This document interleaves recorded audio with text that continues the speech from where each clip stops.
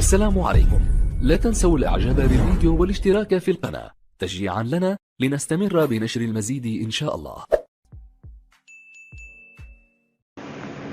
مساء الخير عملائنا الكرام. النهارده ان شاء الله بنشوف مع بعض صيانة وغسيل جهاز تكييف شرب. كده احنا بنبص مع بعضينا جوه الكويل على الريشة بتاعة البلاور والكويل نفسه، كمية التراب وكمية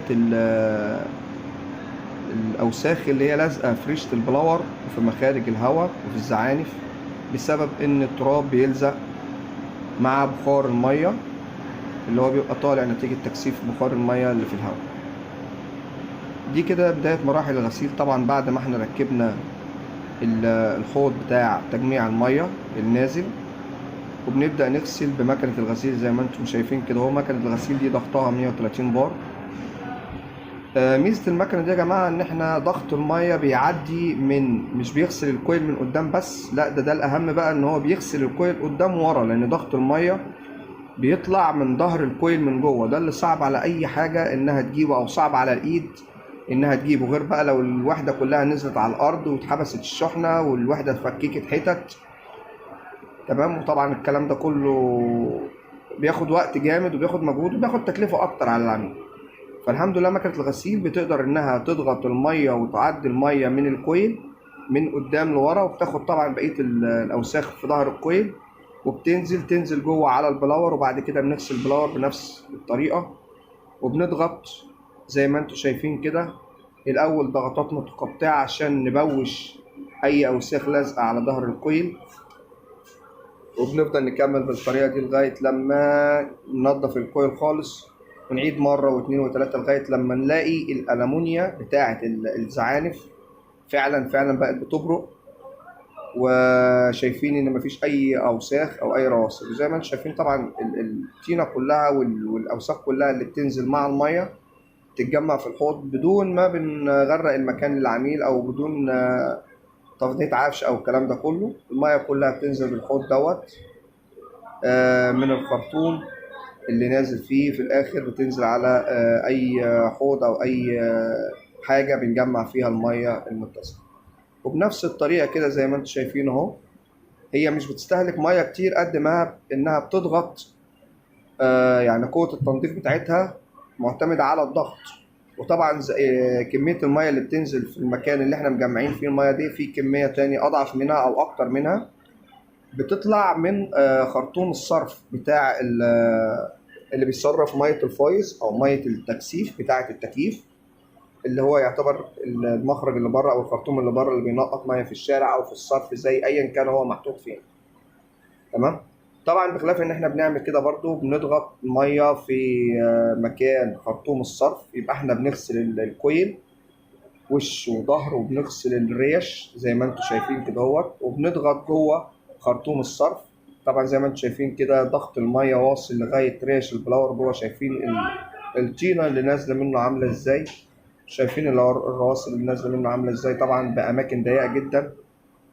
فبتوصل الحمد لله بيوصل الضغط ده بطريقه كويسه جدا، وبينظف بطريقه حلوه جدا زي ما احنا شايفين كده مع بعض.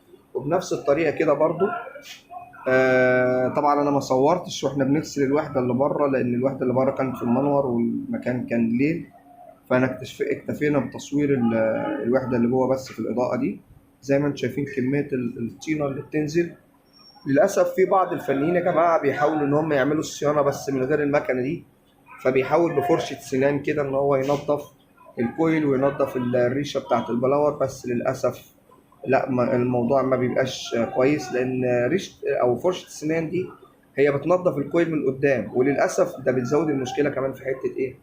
انا بنظف الكويل من قدام، بس طبعا فرشه السنان بتوقع رواسب رفيعه قوي جوه الكويل، فبتتجمع على ظهر الكويل من ورا. يعني اوريدي لو ظهر الكويل مسدود من الطينه، فانت بتزود بسبب الحاجات اللي بتقع من فرشه السنان ديت، وبتتجمع على ظهر الكويل من ورا وبتعمل نفس المشاكل دي.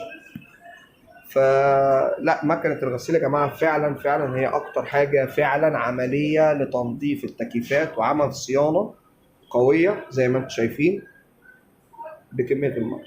احنا مركز الراعي الصالح بنقول لحضرتك جهازك مهما كان فيه ايه محتاج يتنظف، ايا كان نوع، الحمد لله بنعمل صيانة في وقت كويس. يعني الجهاز لا يتعدى النص ساعة تنظيف كويس. فإن شاء الله يعني لما تتعاملوا معانا هتشوفوا شغل ممتاز الحمد لله. وشهادة العملاء اللي بتتعامل معانا تاج على راسنا تاج على راسنا كل كلمة كويسة قالها العملاء في حقنا. العملاء اللي اتعاملت معانا احنا بنشكرهم فعلا على تعليقاتهم وعلى دعمهم لينا، وبنتمنى ان احنا نتعاون معاكم دايما في كل وقت.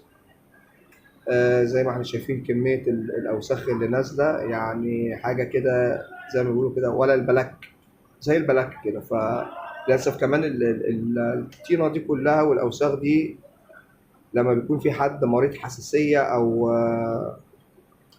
حد تعبان، لا بيتأثر جامد بالأوساخ دي. فإحنا بننصح العميل إن هو يعمل الصيانة دي مرة كل سنة، ويا ريت المرة دي تكون مثلا في شهر 3، يعني بحيث ان انت بتبدأ موسم الصيف معاك من اول شهر 4 مثلا لغاية شهر 3 السنة اللي بعدها عليك خير، تبقى انت خدت موسم الصيف بتاعك الجهاز نضيف جدا وخدت منه اعلى اداء واعلى قوة. وبعد كده بقى خلاص خلص الصيف، تراب الشتاء زي ما بيجي على الوحدة اللي بره ايا كان، وتعمل صيانة في اول فصل اول شهر 3 بحيث ان انت تضمن ان انت داخل على موسم الصيف جهازك عنده بأعلى قوة واعلى طاقة تبريد ليه.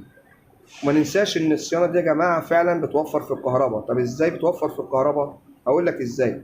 اولا لما يبقى فيه الكويل نضيف ويحصل تبادل حراري سريع ما بين الهواء والكويل، الهواء هيسقع بسرعه، الجهاز هيدي لك قوه تبريد اكتر، وبالتالي هيفصل بسرعه. تمام، وكده يبقى انا كده فعلا وفرت كهرباء. زي ما احنا شايفين الكويل اهو، الريش بتاعه البلور نتفت عامله ازاي والكويل بقى عامل ازاي. الكويل فعلا بقى بيبرق.